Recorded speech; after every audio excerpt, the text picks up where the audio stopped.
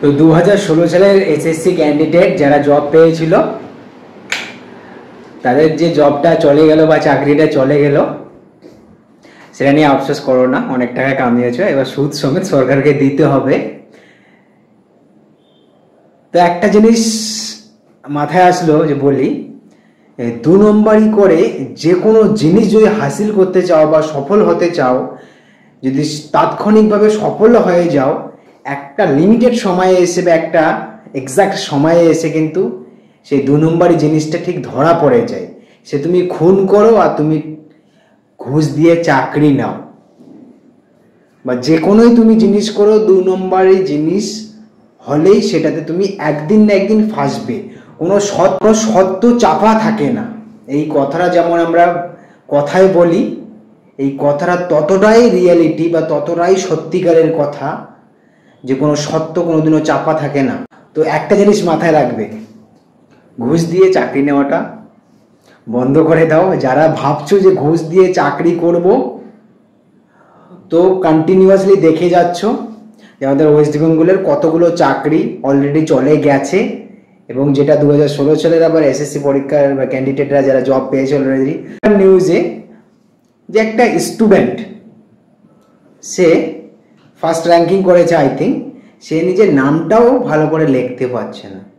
OMR শিটটা দেখা, SSC ক্যান্ডিডেটের OMR sheet, সেটাতে সে নামটুকু লিখতে পারেনি ভালো করে। মানে বাচ্চাবেলায় আমরা যেভাবে অ আ শিখতাম, এবিসিডি শিখতাম, সে সেমভাবে লিখেছে, এবিসিডির মতো করে নামটা লিখেছে।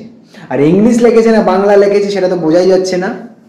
তো আশা করি অনেক ভালোই হয়েছে। হাইকোর্টে যে করুক, যেটা সিদ্ধান্ত নিয়েছে চরম ভালো সিদ্ধান্ত নিয়েছে।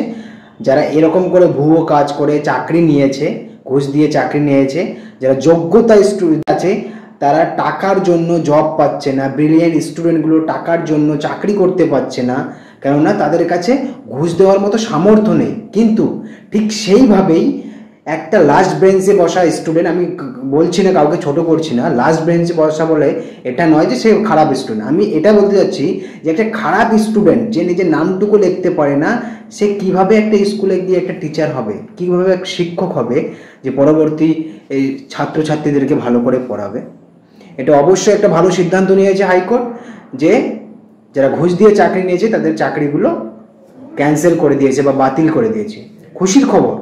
আমরা যারা এডুকেটেড পার্সন আছি তারা অবশ্যই আমাদের জন্য খুশির খবর।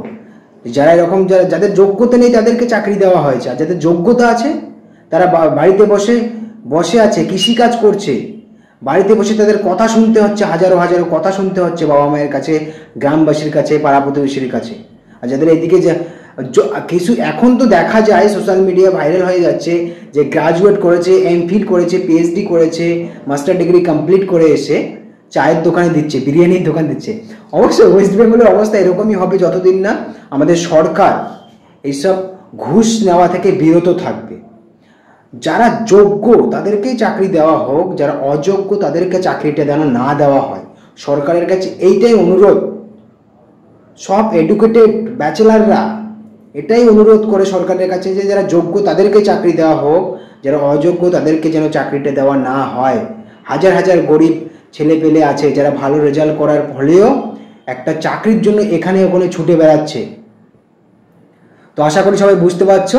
মেন কথা এটাই যে ঘুষ দিয়ে কেউ কোনোদিনও কোনো কিছু করতে যাও না, মানে 2 নম্বরই কাজ করতে যাও না। 2 নম্বরই কাজ করতে গেলেই একদিন না একদিন ফেসে যাবেই। একটা এক্সাক্ট টাইমে এসে, একটা লিমিটেড সময়ে এসে তোমরা ফেসে যাবেই।